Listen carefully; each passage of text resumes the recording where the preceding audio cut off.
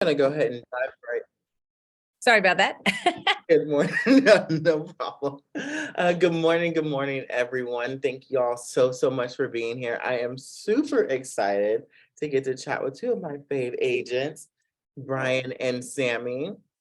Good morning, folks. Thank you all so much for joining and for doing this for me. I absolutely appreciate it. So I'm ready to dive right in if you guys are. That is my gratitude for this morning. I'm just grateful for you all being here. So diving right in, Sammie, Bryan, tell me what got you started in real estate? Um, well, all my friends and coworkers, I was in a restaurant business, and when market was hot, they got in a real estate, either lending side or the real estate agent. And at that time, I'm not from here, so I have a limited work visa, so I couldn't really explore to basically do any jobs that's available there. So I got married and I got permit to work. But by the time I was able to work, market crashed in 2007. But I always liked like touring model homes, even when I was little. And I don't know, naturally, I guess I was attracted to real estate industry and without knowing what actually required to become a successful real estate agent. Um, yeah, kind of fall onto this industry just because everybody else around me was doing it. They're like, oh, you should do it. Such easy money in Yeah. 2004, 5, 6. Daniel's laughing. But yeah, that's kind of how I actually got into real estate business. That's awesome. I feel like that's like all of our story in the beginning. Like we were attracted to real estate because it looks like super easy, and it's like, oh, we get to tour and show houses for a living. Like, absolutely, sign me up. And then you get into it, and it's like, wait, I have to lead generate. Like, what's that? I'm like, what? That wasn't on HGTV. Yeah, Bryan, what about you? is I kind of always, my stepdad back in the day when I was younger, he used to talk to me about getting my real estate license, and I never really did it until I think I got my license in 2010. And I was bartending, and I was kind of just over it. And I got into real estate thinking I was just going to sit at open houses, and then people would buy the house from me. So, yeah. Isn't it amazing how like we have this one vision of real estate in the beginning and like we start the career and we have like these stars in our eyes and it's like, oh, this is gonna be like super easy, gonna love it. And then you start and you're like, wait, I don't get paid every week or every month, so that's awesome. So speaking of that, what would y'all say has been the biggest obstacle? It sounds like both of you joined in a pretty tough time in the market, right? Mhm. You say your Yeah. biggest obstacle has been in your career thus far. For me, I think staying consistent with your lead generation while you have transactions and stuff blowing up, or like little fires you got to put out with the transaction every day. And just even when you're busy doing the stuff that got you the business in the first place. Yeah. Gotcha. Yeah, no, I completely agree. It's getting off that roller coaster, right? Mhm. Especially going from like stable work to where it's like a consistent check coming in to now it's like constantly up and down because it's like we're doing transactions and then we're going to lead generation and then we get an influx of transactions and so we're focused on that.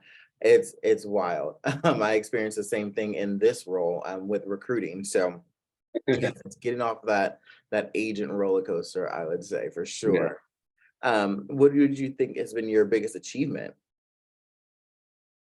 Basically, probably still being in business, truthfully. Yeah, Yeah. after all, without knowing, and especially both of us are full-time agent, so we don't have a side income or anything somehow. Well, it wasn't easy. We had a lot of ups and downs and like real deep down and all that. Um, Somehow after almost like 13, 14 years, still here Wow, Yeah. somehow.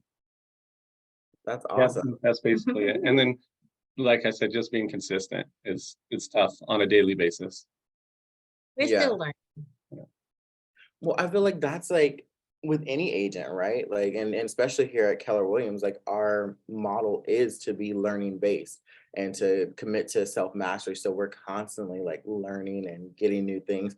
I say on this call all the time, I still, even though I've been in the industry for almost 6 years, I still consider myself a new agent. Just because I feel like there's just so much information out there and so many different resources and things that, like, I just don't, you don't know what you don't know, right? So Yeah, I love that you said that for sure. we're kind of new agents to every market because we have to kind of adjust, learn, and adapt. I love that. New agent in every market. Yeah, Because it's that's different. so It true. seems something similar, but it's always something different. This is different from the last time, different from a two market cycles before. Something always different. Some that because of the technology now we have to implement social Mhm. and all that. And so we're always learning. That's one thing. Like you don't be know it all because we've been around kind of thing. And yeah, Yeah, no, I think that's absolutely true. And I tell my mentees the same thing, even with transactions, they're like, okay, once I do one transaction, like I got it. It was like, well, every transaction is going to be different. yeah, You're going to learn something new every time you get into contracts. Going to be different negotiations or different issues that might come up or different scenarios, different people. So you're never going to have the same day in real estate twice. It's a good thing, for those of us like myself that constantly like the change up. And then also it's a bad thing because it's like you never feel like you fully have everything like mastered, right? Yeah. I mean, So it's been 13 years and one of our escrows right now. I've never been through something like we're going through right now. So yeah, yeah, exactly the point. mhm. absolutely. So going back to the start of your career, what advice would you have given your younger selves? So like the you that started back during that first shift. For me, I would say we spent a long time getting ready, making sure everything was perfect before we actually Mm, started getting out there and performing. We wanted like our flyers to look great. We wanted to have our business cards all nice, and we just wanted like everything perfect. Instead, I think we should have just been out there, um, creating business and then figuring out the rest. yeah, Yeah, that's something that I see time and time again. Analysis paralysis, right? Like we want Hmm. to make everything perfect, and I've shared numerous times with this group. My mentor asked me when I was trying to do the same thing. I was getting everything perfect, and he's like, "Great, who are you showing it to?" And I was like, "Oh, exactly. like I don't have Yeah, clients." a lot of times. And so for me, that was like a really big mindset shift. Kind of like you said, it's like, okay, yes, let's focus more on getting the business, the systems and the tools and the presentations, all of that stuff. It's easy to make, right? It's getting the business. And once you have that steady pipeline of business, because you're constantly going to be tweaking it. Mhm. I'm sure you guys can attest to that. Like, I'm sure you guys are still going back and changing things on presentations or modifying or no, want to add this in here or add this graphic. It just comes with being in the business for a long time, right? Yeah. Yeah. When you join as a new agent, there's so many things. Like to-do list is like 1,000 things that's on the list. You have it seems like you have to get it all done before you go out there and then get a business. But the truth is, most of the stuff is little things you can delegate that even to like I don't know, Fiverr to get somebody make your presentation. Give Keller, if you want to customize it, you want to give the command listing presentation to your freelance contractor and say, hey, I want this to be based, make mine. This is my theme card, this is my logo, blah, blah, blah, blah, and get it done. I don't have to do it, but I did like years, and I was focusing on wrong one, trying to be perfect. And like you said, I didn't have anybody to show it to. Mhm. So yeah, I would tell myself that, hey, just don't be perfect, just do it. Doing matters. And don't be like somebody who's been doing like 10 years, 5 years, they got it all stuff together. I'm not gonna look like that in like maybe 1 week or 6 months from now, but as long as I'm doing it, I'm doing the right thing, then the business will come and I get to show my perfect presentation then. Yeah, absolutely. Love that. So, my question to y'all, how is it working with your spouse? Like, how's that been with managing everything? Like, I know myself personally, I don't know if I can work with my partner. It's a different dynamic. So how has your experience been working with each other? awesome and crazy. I recommend it. No, like it's tough at times. It is tough. We've learned over, the years, and we're still learning to like spend some time apart. So she'll work from home and then I'll come to the office and then we'll switch. If we're together all the time, we bicker over little things that don't even matter. So Yeah. we've learned to kind of separate and give ourselves some free time as well. That's awesome. And I think, like you said, it's going back to, like we said before, being learning based. It's constantly learning and evolving and, like, okay, what worked before, maybe we got to change up a little bit. Right. So I love that you said that, making those like little adjustments and little tweaks. Like, maybe we're not working in the same office in a small space all day together, right? It just kind of helps with that balance. So And we And go. you've helped. Yeah, exactly. Plus, you helped us earlier this year. Like me, I could go on from the moment when I wake up to when I go to bed to talk about business. But as a couple, I had to learn to have an off time. When I'm off, I'm off. Don't talk about escrow this, escrow that. How did you send this disclosure to so and so over dinner? Which is helping Yeah. a lot. And you helped us define our roles a lot. So we're not both doing the same thing and gonna kill each other for it, So that's helped a lot. yeah, I love that. And just a shout out to you guys. We think we started coaching a few months ago, and y'all really, really bought in to everything and bought in and committed to, the changes and things that we were implementing. And I think your business right now is just a testament to that, right? Like, you guys have how many transactions going right now, or escrows? I know this is not one of the. Two. It's two right now, one disclosed. Yeah. Mhm. Yeah. Mm, Yeah, but because when we first started coaching, we were on a low. Um, yeah, I had surgery a few months before and our business kind of dried up a little bit. So it really helped us get back on track and start creating business. Love that. And I remember we had those conversations, like, just commit, like, these next couple months, it's gonna be tough, and then you're gonna see the result. And then now it's like, it seems like every time I see you guys, like, hey, we just got another offer, except like, hey, we just got this in the escrow. So it's starting to work. So highly recommend coaching everybody on the call. Get Mhm. yourself a Especially coach. with Carlos. Awesome. So what are some other strategies that you guys have implemented in your business to navigate this market? Mm, Learning base, educate myself. I mean, me and Bryan always tune into like Stephen Thomas, who always, I think, weekly market updates about LA County, market information, checking into InfoSparks to see what's going on with the really, hyper local data and the national level. We try to keep up with what's happening.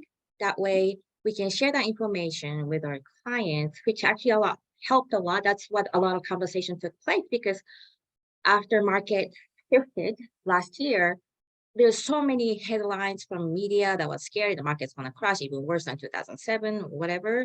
And there was a lot of confusion. And then we actually talked to our database, basically went through every single person on our database and talked about it, if we could, about the market. And they had a question, what's going on. So the strategy is actually. I think the main thing we changed is just increasing the amount of touches, no matter what type of touch it is, that we have with our database and the people that know and like us. Yeah, I mean, it's something that we talk about often, doubling down on your lead generation efforts, right? What we were able to do in that wild COVID market where everybody was looking, and there was easy to come by clients. What we did then is not going to get us to where we want to go now. So having to double down on those efforts. If we're making 20 calls before to get one appointment, now we need to make 40 calls to get that same one appointment, right? And the same thing for marketing and stuff too. Like the amount of touches that we do now compared to 6 months ago or whatever is maybe triple the amount of touches that we do. Yeah. Yeah. So that's a good shout out. I think something else that you guys mentioned too, is kind of controlling that narrative. Like you said, when everything was changing. There was so much information out there, and a lot of it was very, very scary for clients. So getting in touch with your clients, controlling that narrative, I don't want to say like mind control, but really kind of shifting their mindset around the information that was coming out and reassuring them, and then also establishing yourselves as the experts in that field, right, for your database. So I think that's a huge, huge missed opportunity that a lot of agents miss out on, is get in touch with your people. And, we know they're getting all this information from the media. The only way to really educate them is by giving your people a call. Call them up. See, we got a question here in the chat from Ileana. What were you doing to get business when you didn't have any business? It's a great question. Database. Yeah, we always go back to our database, the people that know and like us, that have done business before, or people that really like us in our lives. They're going to be the ones that are going to use you. Yeah, we were Yeah. trying marketing, we tried some cold calling, farming consistently, all that. But business actually ended up coming from a database, either a referral or repeat. Mhm. Do open houses at a high level. Yeah. Yeah, don't just set up a couple signs and go in there and sit, and when the people come in, really make the most of it, capture their info, follow up with them, and follow-up's the name of the game. So, Yeah. Oh, yeah. That's one thing we changed. We decided to follow up like 8 times until like maybe this person's we're not connecting with them. yeah. Just keep trying, even though they don't respond. Mhm. Used to give up like 1 time. We try 1 time and like, okay, it's not happening. But now we focusing more on like at least 8 times consistently reaching out. If not, we just put on a drip campaign. Mhm. Like, I love that. Absolutely love that. I think something else too, and I know, Bryan, you had briefly mentioned it earlier, when we first started coaching. You talked about splitting up the responsibilities, and I think relating that to lead generation. I know that was something that we talked about, splitting up, doing what you're already naturally good at, right? So I know, Bryan, you took on more of the cold calling type, and then Sammie started killing it with the social media. I think you did a video that was just absolutely hilarious, giving like real market information. We'll have to find that video. It was because it was absolutely amazing. But I think, Brian's version's coming. Client's been requesting. yeah, see, if you don't know the video I'm talking about, I'm probably going to share it on my social media today. So be on. But I think I bring that up because doing what you're already good at, right? If you're already good at doing open house, or you have a passion for doing open houses, doubling down on that. If you're good at social media or want to expand your social media platform, doubling down on that, right? So doing what you already have a knack for, is going to really help increase the business. So love that you guys mentioned that. So as far as new agents, what advice would you give agents that are just now getting in the business? It's like I say all the time, it's like trying to drink water from a fire hydrant. There's so much information coming at you. So Yeah. many people telling you like, no, you have to go call. No, you have to do this. No, you need to go build this, do your presentation. So what advice would you give agents that are just now getting in the business? What should they do? I would try different ways to lead generate, and like you said, see what works for you, see what you're naturally good at, stick to that. In your spare time, do the stuff like getting your marketing ready and everything like that, but just get out there and do it, and find somebody that's going to work with you and just get your momentum going. I'm a real believer in momentum. Mhm. And as a new agent, like there's so many things you have to do. But remember, Carlos, my business plan for this year was like 3 pages long. We narrowed down to 1 page, a bigger font. Simplifying your business and focus on like 3, 4, 5 things that we actually ended up focusing. Like that's like 1, 3, 5 or Keller Williams form, and they're really doubling down on that really helped. That's, I think, all those little things like ordering a business card and stuff like that, those little things doesn't really get our business.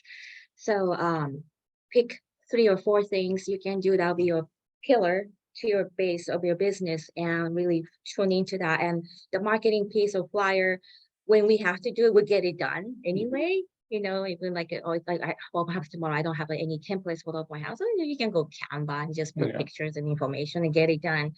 because the flyer is just to keep your name or just a marketing piece. It's not gonna sell the house or anything like that. So yeah, just focus on a few things you're good at. You're gonna focus, stick to it, and rock it. Yeah, I love that. I absolutely love that. Picking out those 3 to 5 things that you want to do and 10x in it, right? I think that was key.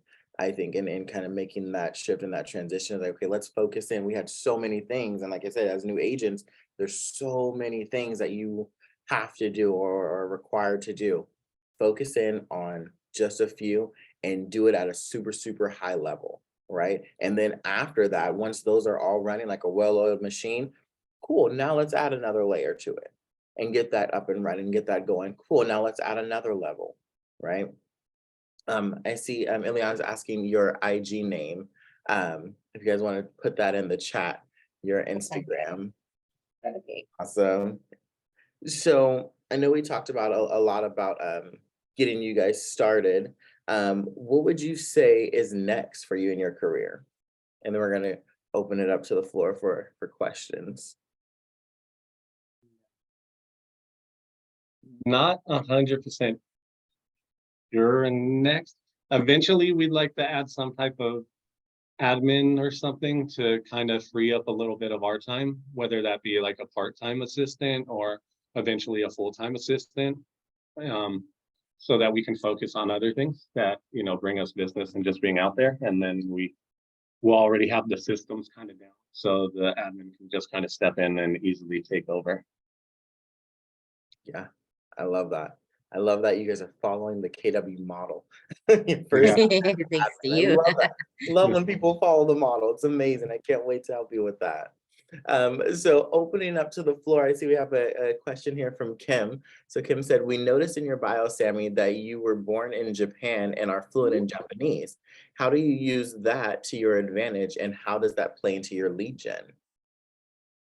Actually, until a couple years ago, I didn't really advertise a lot, but I started advertising in those free magazines. You can pick it up for Japanese communities in like Japanese supermarkets and restaurants, which actually didn't give me any. It was not good ROI, so I stopped doing it. A lot of time it's social media actually have Japanese database that I sent marketing piece in Japanese as well, but I should dig in more to that, but I haven't really been because I haven't been focusing on it. But thank you for bringing that up. He's really good at open houses too. When somebody Japanese comes in and they're Hmm. speaking Japanese, and he's really good at getting to know them and making them feel comfortable. Yeah, well, yeah. One thing, if you don't speak fluent English or come from other country, looking at the contract in English is scary. I mean, it's scary for any first-time buyers or sellers too. So, having somebody who can explain what's written in those contract, it's been a plus. And all my Japanese past clients refer different people, and that's how I didn't really advertise out there. It was just a word of mouth. It's a referral. That's how my Japanese database grew. It's awesome. I love that. So I want to open it up to the floor. What questions do y'all have for Sammie and Bryan? If any.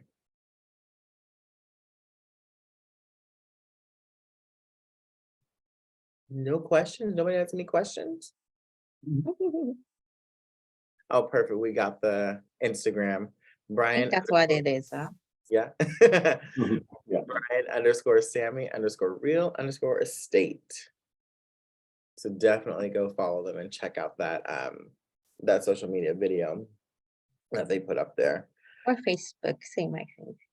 or Facebook. Yes. Well, so let me ask you, since everybody's silent, social media, what would you say has been, or what advice would you give for somebody that's looking to get started on social media? Consistent, Yeah, be consistent. posting, which is we're still working on that. I have a schedule because it's overwhelming, and even though we don't get response or likes or views, it's putting out there, and once in a while, like our friends and clients are watching it, looking at it, and We use it like as an extra touch, yeah, basically, to our database and to everybody. So, I mean, we get a decent amount of business from it. We get more when we're consistent. I would suggest do some research and see how the different platforms algorithms work and try to take advantage of that as well. Because you can't just post and go away. You got to like people's stuff, comment, share things, interact with others. interact with others. Yeah, we actually talk about it in Ignite, and that's one of the systems that we go over, the daily success system. So it's 10 likes or reactions, 5 comments, and then 1 post or share per day. Yeah. So doing that consistently will get you in that, like you said, that algorithm, right? Because if you're engaging, the more people you engage with, the more that your posts are going to pop up to the top of their feed, because they're going to show that you guys have like a history of engaging with each other. Yeah. And we don't really care how many likes and stuff we get. We more care about how many views we get, Yeah. that people are Yeah. actually So watching more it. focusing on the video, even like 30, we used to do like 5 minutes video. No, everybody only stays on the video like 30 seconds the most if you're lucky. So short and sweet. And we have a I don't know if you can see, and it's probably backwards. So it's like less than 30, most 1 minute, answer stupid, simple, specific questions. Mhm. So yeah, I used to do like all this topic for the market update, but now we'll just do one topic, sweet and short, like 1 minute the most. And yeah, just do more. Our goal is to put 2-3 times those short reels a week, which we're failing right now, but still trying to get scheduled together. Mhm. Yeah, but the video over, and always we have to be in it. Like we noticed that if our face is in there, you get more exposure or the likes or interactions. If it's just a picture of whatever, kind of people just kind of scroll through. And raw footage is better than perfect posts. Yeah. All the ones where I mess up, and I mess up a lot. I'm not very good at it. Yeah. He edits and puts it in, and that's the one that gets the most attention. So, and if people talk about it when we run into clients or even like other agents in the office, those like those bloopers were the funniest thing. Yeah. So I like, if I used to stutter when I do whatever video we're doing, I used to nope, start over. Let's do it over. Now I'm like, let's just get it done, get it out there. If I stutter on 1 or 2 words, who cares? Yeah, wrong pronunciation, wrong words, or just get it done instead of it being perfect. That's our goal. Yeah. I think that's key, is literally just doing it, right? Don't try to make it perfect. And like you said, people like the blooper reels. The blooper videos, Yes, they they're do. gonna get more views than like some of the other ones. And it's all about, like you said, getting that exposure and getting the views. Okay, if they didn't like it, that's fine. You have X amount of views, right? So the information is still getting out there. You're still making that your presence known, right? Yeah. What I think our most viewed one ever was a blooper reel that, we were advertising movies at the drive-in movie theater, and we were just doing this little script that we made up, but we were driving around and we kept messing up, and she added all the different ones together and made a reel out of it, and that was our highest watch one, I think, ever. And it was just a prompt thing, like, okay, we were stuck in office all day. It was like 3 p.m. Like, let's just go to the parking lot, and we were like driving around in a car like 5 miles an hour. Yeah, right by the Torrance Airport, right there in that on the parking lot. street. And then we're just like, hey, Bryan. We was the community, community information for the farm area. So That's I awesome. like that. Yeah. I absolutely love that. Have fun with it. One more question. Ileana said, who helps with your social media? We do it. Well, we just like use Canva for templates or something like that, but that's pretty much it. We just post it, and mostly it comes from our phone. That's it. We shoot video like this, and you just post it. Yeah, we do that, and we use Keeping Current Matters as well for the information. For the information, Awesome, awesome. I love that. Thank y'all so, so much. Oh, our pleasure. You know, I personally have gotten some gems from you guys. I'm sure the other folks on here have gotten some great gems from you as well. I'm so glad that you guys agreed to coming on here and chatting with us for a bit. Thank you so, so much. Everybody have a productive day and have an amazing Memorial Day weekend. Yeah, Yeah. thank you for having us. Yeah, thank you. Thank you. My Pleasure. pleasure. Thank you. Bye, folks. Bye-bye.